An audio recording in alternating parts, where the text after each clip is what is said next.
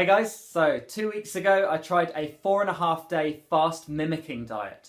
This is different from a water only fast because you're allowed some food. In my case it was 400 calories a day. In this video I'm going to show you two things.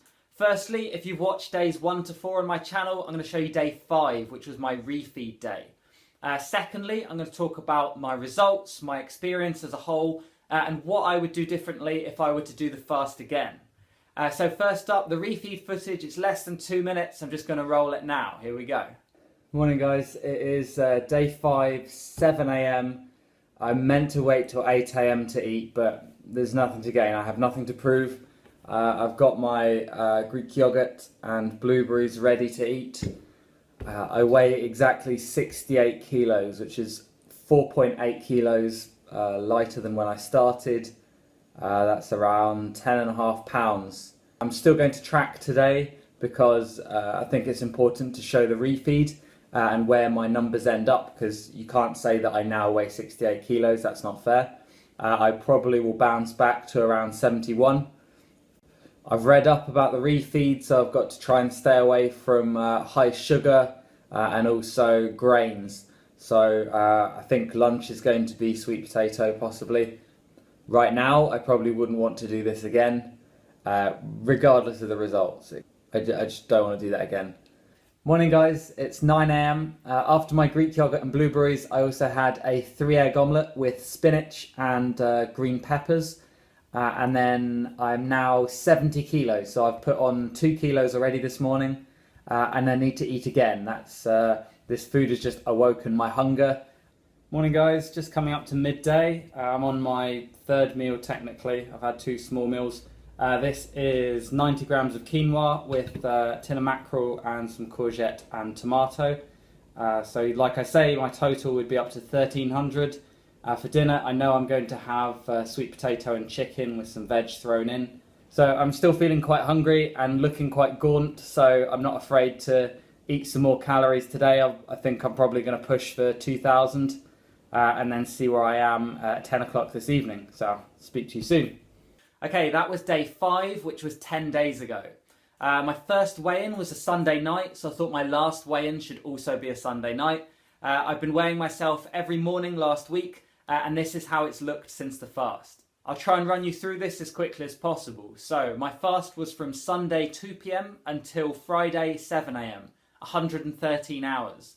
After that I went back to normal eating for 9 days. I weighed myself before breakfast every morning, and that's circled for you in red. Since my initial weigh-in was a Sunday evening, I thought I'd weigh myself again on the Sunday evening, and you can see I came in at 71 kilos, 156.5 pounds. Compare that to my first weigh-in where I was 72.8 kilos, 160.5 pounds. I would also like to point out that I didn't have dinner on that first Sunday, so my weight was actually hovering around 74 kilos. Anyway, these two are probably the easiest to compare, the most reliable, and you can see the difference is 1.8 kilos, which is around 4 pounds. Now let me talk you through my notes on fast mimicking. Firstly, I didn't do this out of necessity. I read that it had a range of health benefits beyond fat loss, and I was curious to try it out. Here's a quote from Dr. Rhonda Patrick. She was on one of the first podcasts I listened to about fasting. I've put a link to that as well as all the other resources I had in the description below. One of the major benefits of fasting, particularly prolonged fasting, which is around 4 to 5 days in humans, is a dramatic increase in autophagy and apoptosis, followed by a massive boost in stem cell production. Both of these processes prevent damaged cells from becoming cancerous cells. So I modelled my own fast mimicking on an experiment done by Dr. Anthony Gustin. He's got a really cool blog, check it out. I've put the link in the description for that below. He also mentioned 10 benefits, which I've put up on screen now, of completing this fast mimicking. Having read that and a host of other resources, I realised I needed 4 things to get started with this fast. Number 1, some way of replacing my electrolytes, so table salt or bone broth. Secondly, either branched chain amino acids or essential amino acids. Because I was only allowed 12 grams of protein a day, I had to make sure that this was high quality and it preserved muscle mass. Thirdly, some exogenous ketones. I bought Keto OS sachets. I had 2 on day 1, 2 on day 2, and that set me back £32, which is about $40. Lastly, some way of monitoring whether I'm in ketosis. Everyone talked about the blood ketone reader, but because of the price, I went with the urinalysis strips. Now, if you consume exogenous ketones, then some of it's going to come out. And that will light up the test strip, but it doesn't say anything about my body producing its own ketones. There's a few things I would change if I did this again, the first being to purchase a proper measuring device.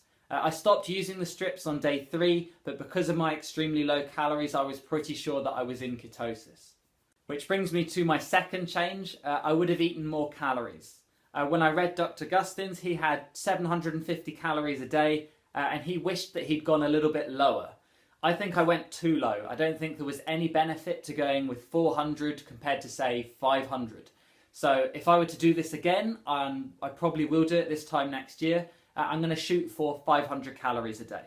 Thirdly would be food choices. So between the coconut oil and the sachets and the melted butter, I wasn't really chewing anything. It lifted my spirits so much to eat an egg in day 4, you wouldn't believe. So if I were to do this again, I would include a lot more solid food in my meal plan.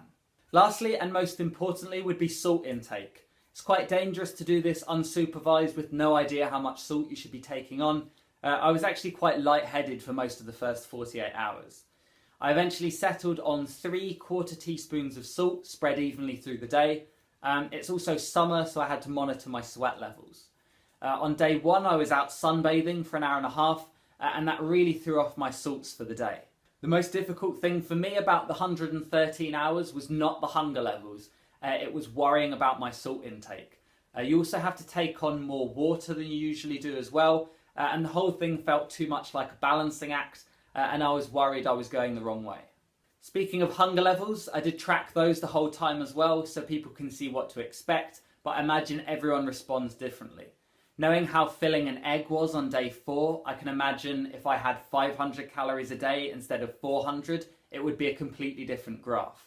I would say anything above a 7 out of 10 was quite uncomfortable, so that was before lunch on day 2, mid-morning and the evening of day 3, and pretty much the whole of day 4. Thanks for watching, guys. Please subscribe to my channel if you want to hear more from me. If you have any questions about the 4-day fast, please post them in the comments below. Cheers.